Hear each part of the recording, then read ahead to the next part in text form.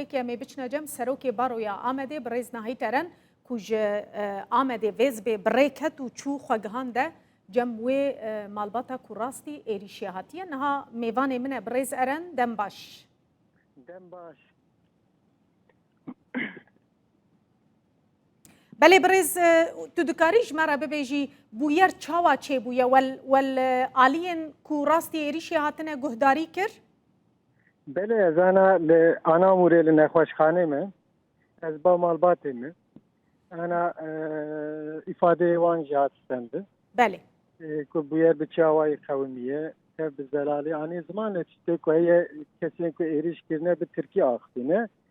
Belê. Heqaret û tiştê ku hate gotin pir fehm nekirine lê tiştê ku heye wek ku bikujin êrîşkî li ser hatiye kirin.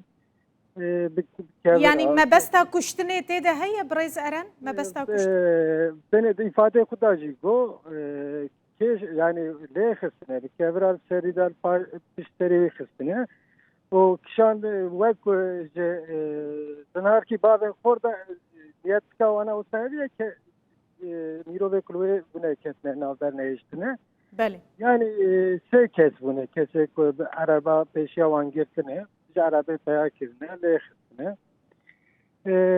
Ana nexweşxanê ne durma ana parî baş e. Belê. îro nexweşxanê derkevin û tiştê ku ew sê kesê ku êrîş kirine ana binçav dane. Çend kes hatine girtin bi rêz erin? Sê kes ana binçav dane wê tasîda dersin dozgeriyê. Belê. Jî dozgerê bişopînin yani dozgerî ji bo girtinê em ê jî beşdarî lêkolînê bin. Belê wan kesa di îfadeyên xwe de çi gotine bi rêz hûn agahdar in? İfadê wan hê dozgeriyê wê bêstandin. Dozger wisa xwestiye gotiye bînin bira ez îfadê wan distînim. Wek hûn zanî kesê ku şahîdî jî kirine ê ku Tirkî zanin de wan qeydê ku dîmena da jê ye.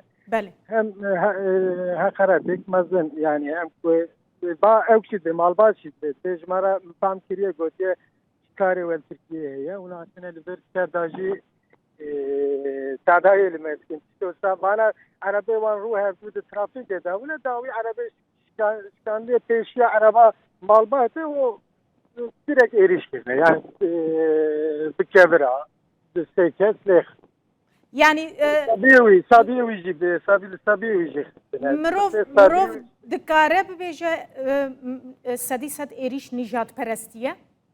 Yani berê çi qewimiye mere divê rast em trafîkê de rû hevdû çûn parî tengasît nava me de teskirek çêbû ca dema ku me peya kirin êrîşî me kirin gotinên nîjadperest anî ne ziman yani çi karî wele Anatolyayê ya hatine çi bira tiştê wisa xeber dane. Belê. Yani zanî ku di plakata ji ku de Erbil nivîs kiriye demek wî jî ku dîne bi awayî êrîş kir. Belê bi rêz tiştê ku bêkirin çi ye meselen ji niha û pê ve proseyeke çawa? Ana ku nexweşxanê de ye berê ku mexdûr e îfadê wî ez û hevalê xwe ku rêveberiya matine bi îfadê wî de wek parêzer em li balê man em jî îfadê da becî kir. Înca tiştê ku heye kesê ku binçav dane ew derkevin dozgeriyê biryara girtin û negirtinê ew dozgerî biryar bide.